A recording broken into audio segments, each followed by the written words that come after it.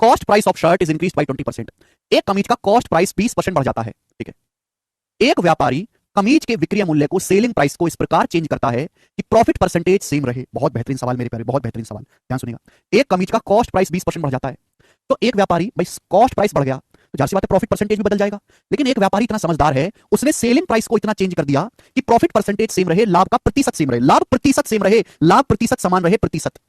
नए विक्रय मूल्य पर कमीज को बेचने से व्यापारी को 10 रुपए अधिक लाभ होता है नई सेलिंग प्राइस पर बेचने से। पूछा है व्यापारी का नया लाभ क्या है? ध्यान से सुनना मेरी बात, कंसेप्ट पढ़ा चुका हूं। देखो बच्चों, मैं आपसे पूछता हूं प्रॉफिट क्या होता है? Profit in rupees. अगर आपको किसी सामान को बेचने से प्रॉफिट पता करना हो कि आपको रुपए में कितने का प्रॉफिट हुआ, तो कैसे पता लगाएंगे? प्रॉफिट कैसे निकाला जाता है? रुपए में selling price minus cost price, विक्रय मूल्य माइनस क्रय मूल्य। लेकिन अगर मैं आपसे कहूं बच्चों, किसी सामान को बेचने से आपको प्रॉफिट कितने प्रतिशत का हुआ, तो कैसे पता लगाओगे? तो आप कहोगे sir selling price minus cost price, profit कितना हुआ बटे कॉस्ट प्राइस और इनटू 100%। दोनों में जमीन आसमान का फर्क है। क्लियर है? अब मेरी बात लॉजिकली सुनिएगा मेरे दोस्तों, मैं लॉजिकली बताऊंगा, कोई एग्जांपल नहीं लूंगा, इतना टाइम नहीं है किस पे एग्जांपल देकर समय खराब करा जाए। एक कमीज की लागत मूल्य 20% बढ़ जाती है। एक व्यापारी कमीज के सेलिंग प्राइस को इस प्रकार बदल देता है कि प्रॉफिट परसेंटेज सेम रहे। सुनो मेरे दोस्तों, सुनो, देखो कॉस्ट प्राइस से सेलिंग प्राइस का रेशियो ही प्रॉफिट परसेंटेज होता है।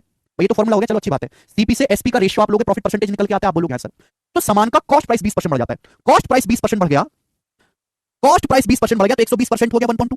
अब सेलिंग प्राइस को कितना चेंज करें कि प्रॉफिट परसेंटेज सेम रहे? प्रॉफिट परसेंटेज सेम बनाए रखने के लिए सीपीएसपी का रेशियो उतना ही होना चाहिए जितना पहले था। अगर कॉस्ट प्राइस 20% बढ़ गया है तो सेलिंग प्राइस भी अगर 20% बढ़ जाए, अगर सेलिंग प्राइस भी 20% बढ़ जाए तो प्रॉफिट परसेंटेज उतना ही रहेगा जितना पहले था, क्योंकि 1.2 कट जाएगा। बोलो कट जाएगा कि नहीं? अगर आपका कॉस्ट प्राइस 20% बढ़ जाए 1.2 गुना हो जाए और सेलिंग प्राइस भी 20% बढ़ जाए 1.2 गुना हो जाए तो 1.2 तो कट गया ना, प्रॉफिट परसेंटेज उतना ही रहा जितना पहले था। आप बोलोगे हाँ जी सर बिल्कुल सही। यानी कि अगर सीपी 20% बढ़ाए, अगर आप सेलिंग प्राइस को भी 20% बढ़ा दोगे तो प्रॉफिट परसेंटेज भी जो है उतना ही रहेगा जितना पहले था। लेकिन प्रॉफिट का जो अमाउंट है, भाई पहले प्रॉफिट इतना था, हमने क्या किया, हमने कॉस्ट प्राइस को 20% बढ़ा दिया, हमने सेलिंग प्राइस को भी 20% बढ़ा दिया, तो प्रॉफिट का अमाउंट तो 20% बढ़ गया ना। पहले प्रॉफिट ये था, आज प्रॉफिट ये है, तो कॉस्ट प्राइस भी 20% बढ़ गया, सेलिंग प्राइस भी 20% बढ़ गया, तो प्रॉफिट का अमाउंट भी तो 20% बढ़ गया मेरे प्यारे भाई। यानी कि प्रॉफिट परसेंटेज सेम रहा लेकिन प्रॉफिट का अमाउंट 20% बढ़ गया। प्रॉफिट की धनराशि 20% बढ़ गई 1/5। यानी कि अगर सामान पे पहले 5 का प्रॉफिट था तो अब उस सामान पे 6 का प्रॉफिट है।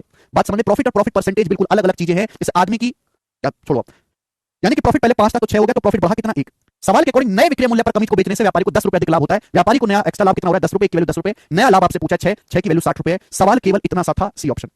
सवाल का सॉल्यूशन केवल इतना सा है, लेकिन इस इतने से करने के लिए इतना ज्यादा लॉजिक आपको लगाना पड़ेगा, इतना ज्यादा लॉजिक। पुराना लाभ नहीं पूछा बेटा, नया लाभ पूछा, नया लाभ। आई होप आपको समझ में आया होगा। नहीं समझ में आया तो भैया छोड़ दीजिए, जरूर नहीं कि हर चीज पढ़ी जाए, हर चीज समझी जाए। थोड़ी छोटी नौकरी कर लेंगे, सस्ता कपड़ा पहन लेंगे, थोड़ी डरावनी बाइक ले आएंगे, ठीक है ना, छोटी गाड़ी में चल लेंगे, है भाई।